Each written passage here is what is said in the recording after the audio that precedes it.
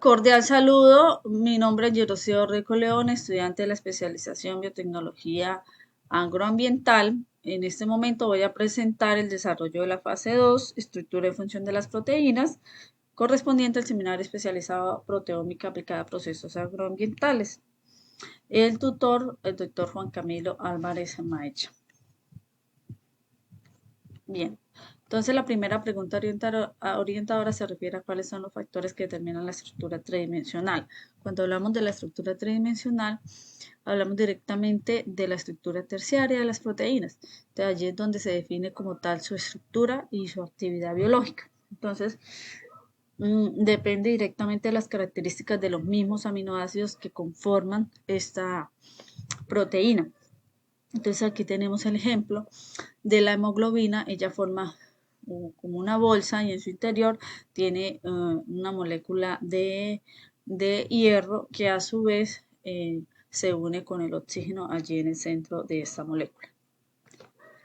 Las interacciones entre las diferentes proteínas. Bueno, entonces aquí hablamos ya de la estructura cuaternaria de las proteínas. Esta conformación de estos complejos proteicos se da gracias a la unión de enlaces débiles y que conforman allí una macromolécula con diferentes unidades funcionales, que finalmente dan como resultado la formación de microtúbulos, microfilamentos, el colágeno, las cápsulas de los virus y también allí los complejos de las enzimas.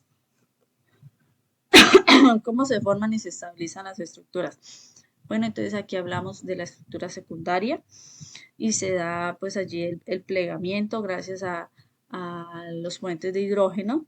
Entonces estos puentes se dan entre los átomos que forman el enlace peptídico.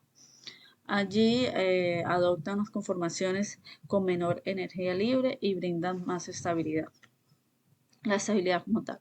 Los factores que pueden afectar las estructuras de las proteínas son el pH, aumento de temperatura, puede ser la agitación molecular, bueno, concentraciones de salinidad y ocurre como un proceso de desnaturalización. Es decir, está en su estructura tridimensional o terciaria y gracias pues a estos factores externos llega nuevamente a su estado inicial. O sea, pierde aquellas estructuras secundarias y terciarias. Las proteínas intrínsecamente desordenadas. Bueno, se creía que todas las proteínas como tal tenían su estructura precisamente definida, pero realmente no es así. Entonces tenemos algunas estructuras que se les llaman así como desordenadas, que su principal característica es que no tienen una estabilidad como tal.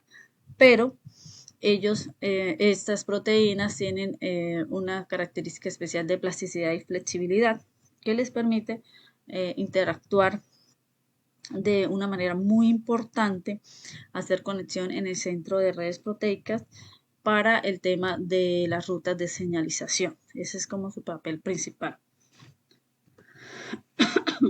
La importancia de los puentes de hidrógeno, bueno, ya lo mencionábamos en la pregunta anterior. Entonces, esto se da aquí en la estructura secundaria de la proteína. Entonces, está presente o permite el plegamiento de la cadena polipeptídica y es la que brinda allí esta unión entre los enlaces y esta estabilidad. Las proteínas se deben de plegar correctamente después, pues, tras su biosíntesis, ¿cierto? Deben de tener un plegamiento activo, concreto, estable, pero gracias a que pueden haber, pues, algunas alteraciones, ocurre un plegamiento incorrecto. Este plegamiento incorrecto, pues, trae unas consecuencias como enfermedades neurodegenerativas, tales como el Alzheimer, el Parkinson, también como la enfermedad llamada enfermedad de las vacas locas, fibrosis quísticas. Bien, entonces ocurre como esos desórdenes y pues se tiene estas consecuencias.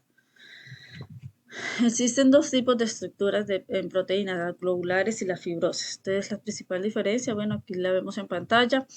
Tenemos en su forma que es como una bolsa, lo vemos también la primera diapositiva, casi esférica, más bien la fibrosa es longitudinal. En la globular se lleva la mayoría de los procesos, la actividad celular, y la fibrosa como tal principalmente brinda estructura celular. Entonces, en el ejemplo tenemos la globular, por ejemplo, la hemoglobina, y en la fibrosa tenemos el colágeno y la queratina. Entonces, tenemos cuatro estructuras de cuatro clasificaciones de las proteínas según su estructura. Entonces tenemos la estructura primaria, que no es nada más que la secuencia de los aminoácidos como tal, es la estructura básica de la proteína. Después tenemos la estructura secundaria, que está formada por la alfa, la hélice, y tenemos también las hojas plegadas beta, allí unidas por los puentes de hidrógeno. La estructura terciaria ya es como tal la estructura tridimensional de las proteínas y que define allí pues su forma, su actividad biológica como tal. Y la cuaternaria es la unión de proteínas con enlaces débiles y forman una molécula con varias unidades funcionales. El papel de los chaperones. Bueno, entonces, cuando no ocurre un plegamiento adecuado, ya vemos qué pasa, ¿verdad? Alteraciones, enfermedades neurodegenerativas.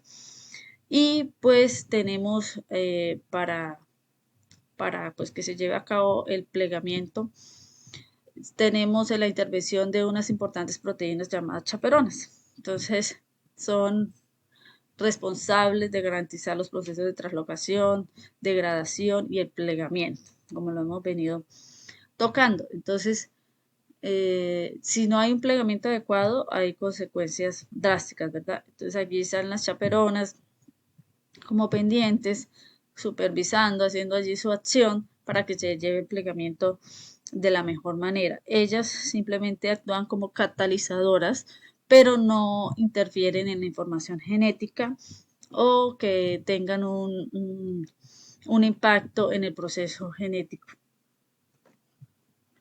Entonces hay una interacción de biomoléculas y otras proteínas como los carbohidratos, lípidos, los mismos ácidos nucleicos. Entonces los carbohidratos pues aportan allí la energía, los lípidos tienen su reserva de energía y también en cuanto a la estructura, los ácidos nucleicos pues aportan información genética que van a ayudar también a la formación de las mismas proteínas. Los mecanismos mediante los cuales las proteínas pueden cambiar su conformación. Entonces tenemos las oxidaciones, la unión de azúcares, tenemos también otras proteínas pequeñas como la ubiquitina, que tiene un papel muy importante que detecta aquellas proteínas que tienen que ser eliminadas y cumple allí su función. Entonces, dentro de las proteínas estructurales, tenemos que mencionar que son importantes para originar una mayor estructura precisamente. Tenemos algunas proteínas constituyentes estructurales y otras proteínas que confieren elasticidad y resistencia a los órganos, como el colágeno, la queratina presente en el cabello y demás. Entonces, ¿cómo participan las proteínas en la traducción de señales celulares? Y cómo sus mismas estructuras se ajustan para transmitir la información entre las células. Pues bien, aquí tenemos como un estímulo que puede ser por hormonas, neurotransmisores o factores químicos. Entonces, hay una molécula que recibe esta información y empieza a llevar el mensaje, ¿cierto? Aquí vemos en la imagen que hay como un desprendimiento y que lleva este mensaje, que llega y hace la unión con el receptor y transmite el mensaje como tal. Listo, entonces es el proteoma de una especie el resultado exacto de su genoma. Entonces definitivamente no, porque pues el genoma es una entidad más bien constante, ¿sí? Como una copia, por decirlo de alguna manera, pero el proteoma difiere de una célula a otra porque pues depende de las condiciones ambientales, de la misma estructura de las proteínas, las interacciones bioquímicas del ambiente. Entonces, definitivamente no es el resultado exacto. Bueno, tenemos aquí las referencias consultadas y agradezco la atención.